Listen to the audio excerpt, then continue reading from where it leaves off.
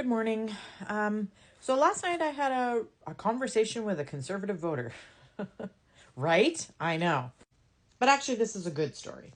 So this person and I have been acquaintances for many years. My husband and I have known her for many years. We are acquaintances on Facebook. We don't talk a lot, but we see each other in passing. We say hello. I hope you're having a good day. Things like that. Ask how they're doing and how their family is. So about a week back, I had made a post about the Liberals. She had made a post about the Conservatives. We had a bit of a tiff back and forth. There was an argument that ensued, and we basically decided to not speak to each other because our beliefs were so completely different. So that's fine. Fast forward to the other day when I went to the Pierre Poilievre rally, and I stood alone in protest with my sign outside. I kind of experienced some of the hate that was going on. So she actually reached out to me via Messenger and said, I see that you were standing out there protesting in the cold. I have to give you some props for that, some respect. It's just that things are very divisive in this country right now, but this is her way of sending me an olive branch. So I absolutely took that olive branch and I said, the reason that I'm voting the way that I'm voting is because I truly feel in my heart that my values and beliefs are at risk with this election. And that's why I'm so passionate about it. But the thing is, she told me the same thing from her end. Now, she's actually very educated. We had a great conversation about things that were going on in the world, things with Gaza and the Palestine and the IDF or the IDU, the WEF. She's very educated. She's not dumb.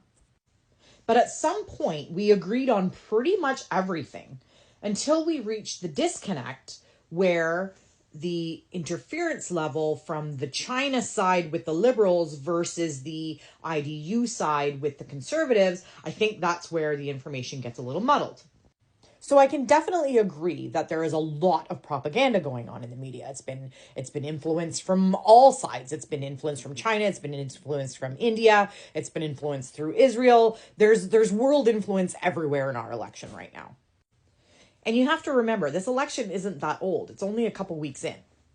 So if you think about it, the average person who goes to work for a 10-hour shift, comes home, gets groceries, feeds the kids, checks up on their local news media, and then goes to bed, isn't going to really see what's happening out there. Now, my local newspaper, and I'll leave the link below, if you actually go there and read the article on the press conference that Pierre Poilievre had with the people of Sault Ste. Marie the following day. If you were to watch CTV News last night or CBC News, you would have seen the big story of how Pierre Poilievre called a reporter a protester. In that video, you can actually hear a reporter say that they're from Sault today. That reporter stood there and listened to that whole interaction take place. Not once was any of that in the article that they posted on Sault Today. So my local media in my own town did not publish what took place, even though the rest of the country saw what happened live on TV. He literally called her a protester and made it sound like there was all kinds of protesters in the area. There wasn't. And even the night before at the actual rally, I was the only protester there. So anybody in my community in a steelworkers town who comes home from a busy day at work and the only thing they have time to do is check the local news, that's what they're going to get. They're going to get a basic story about how this is what his policies are and this is what he believes in. Now, they're saying it's a nonpartisan article, but if something that significant happened for the rest of the world to be reporting on it, and yet our local news media doesn't, I think that's significant. So we need to remember, as Liberal voters or as people that are pushing against Pierre Poilievre, we need to remember not everybody has the same information that we do. Not everybody has done the research and learned about fascism and learned about the Mustache Man and all of the things that have happened and all the misinformation, the different steps to breaking down democracy, the different steps of what's been going on in the United States. You got to remember, a lot of people, the only thing they've been seeing in their news media is Trump's a jerk and he's making tariffs. That's it. They don't see the in-depth things that are taking place in the United States. They're not necessarily seeing how The Handmaid's Tale is pretty much taking over the U.S. and it's blatantly obvious to some of us, but to a lot of us, it's not obvious. So I think that we have to remember that even though we're trying to push our agenda, believing in the things that we believe in as a liberal party, we have to remember that we can't call every conservative a racist. We can't call every conservative a bad person or stupid or uneducated. They maybe just don't have the time to keep up with all the information. And to be fair, these people are angry. They're angry about their taxes going up. They're angry about having to pay for stuff all the time. They're angry at the last 9-10 years of the Liberal government. I get it. Not everything was perfect. The Liberal government did do some wonderful things for people, but they also did some kind of crummy things too. So based on the algorithms that you're going to get in your social media or your TikToks or whatever, you're going to get pushed that agenda from the other side. So her and I have actually agreed that right now there's still some things we don't agree on. That's fine.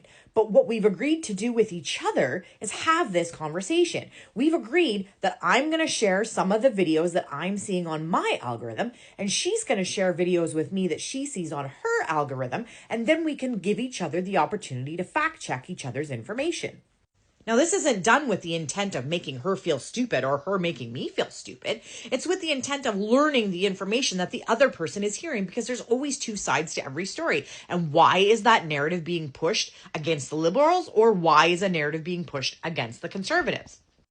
So I think going forward, as someone who wants to vote liberal and progressive for this country, I need to remember that not everybody has the information that I have. And to be angry at all conservatives is not the correct answer.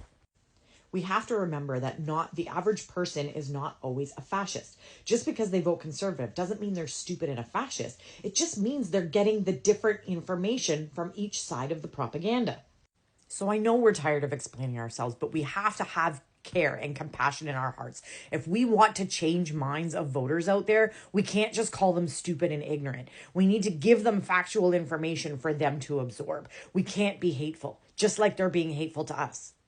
So her and I are going to discuss this issue back and forth, like human adults, the way things are supposed to be discussed. And I'll keep you guys posted on how it goes. But I think this is just something to keep in the back of your head when you're speaking to someone who is conservative.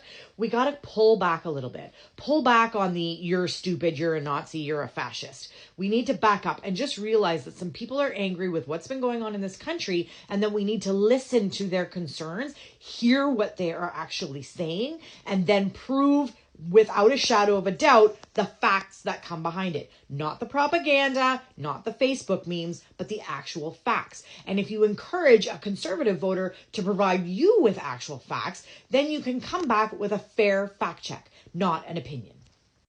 This is just my opinion on how to reduce the hate and bring the tone down a little bit, because we aren't going to promote any conservatives to vote liberal if we're spewing back the hate to them as well. If you want to spread positivity in this country, spread positivity about Mark Carney. Spread positivity about the wonderful things he's going to do for Canada and how you want to stand behind those wonderful values. Or if you want to point out the fallacies of the conservative government, that's fine. But focus it on fact, voting records, things that have taken place actually in the past that can be verified on the actual internet, not just opinion and rhetoric. We all have our opinions on what Pierre Poilievre is trying to do this country. Believe me, I stand with most of you, but not everybody sees it from the perspective that we have. So we need to be understanding. Elbows up, Canada. I really want all of us to work together to fight fascism. And in order to do that, we need to educate people, not belittle them. Have a great day. Elbows up, Canada.